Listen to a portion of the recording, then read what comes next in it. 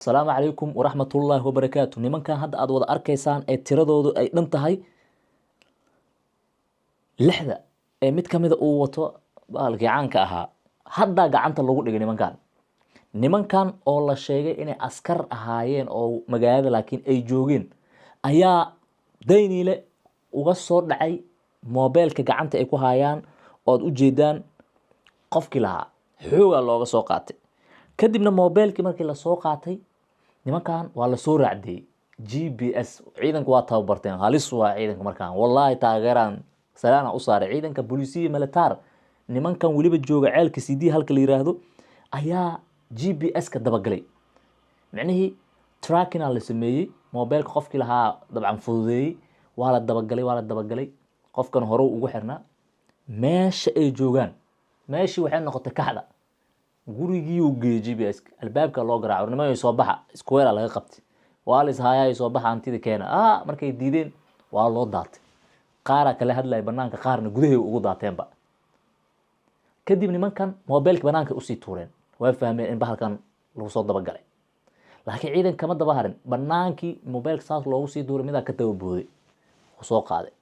waa lagu dul qabtay waxa la yiri dadka ayaa dhacdeen idinkoo meesha leedin karaba in aad dadka sharafkooda iyo karaamadooda ilaalisaan ammaankooda ka shaqeysaan idinka dhacay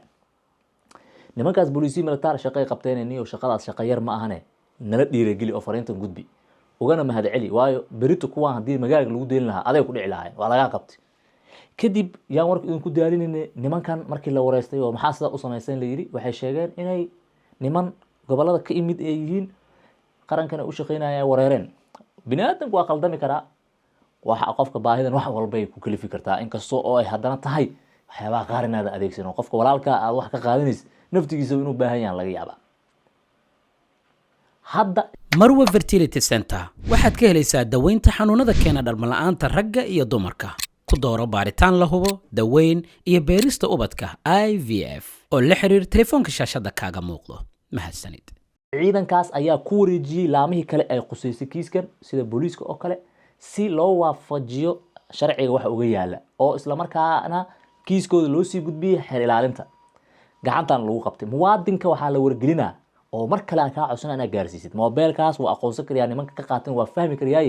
in mobilkii ay ciidanka gacanta ku hayaan ama booliiska kala xiriira ka xad ha noqoto ama ciidanka booliisiga militaar ee aaga jooga halkaas oo uu mobilkiis dib ugu heli karo sababtoo ah muwaadinka naftigiisa processka inta uu socday waxa loo sheegay hawshan inuu fududeeyo kaliya oo ah linkiga ama GPS ka dabagalkiisa isagana uu ka madax banaanado ilaa ciidan howlgal sameynaya oo raacdo ku jira ma loo ogola sharcina ma aha in qofka ah shacabka uu dabagalo taas oo naftigeeda khatar kale ka imaan karto hadii meesha salsaasayn ka dhacdo sida aawad qofka waxa la faray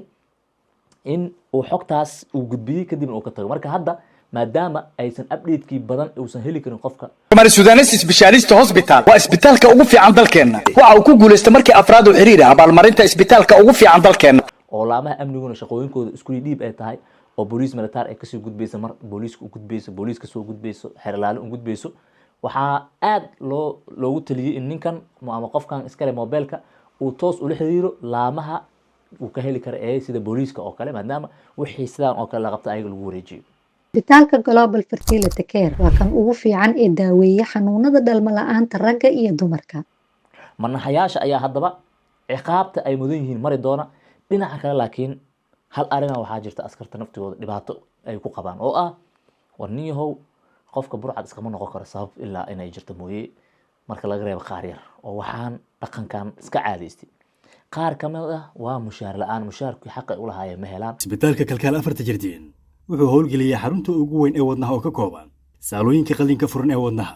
qallimada xiran ee wadnaha ee loo yaqaan cath-lab iyo qaybta baxnaaninta xaaladaha wadnaha CCU soo booqo oo ka hel lacagahoodii waa la musuqmaasuqa nimanka ayaga ka sareeya ayaa wax badan ma aragtay musuqmaasuqa saan loo dhaama askarta salaamu alaykum warahmatullahi wabarakatuh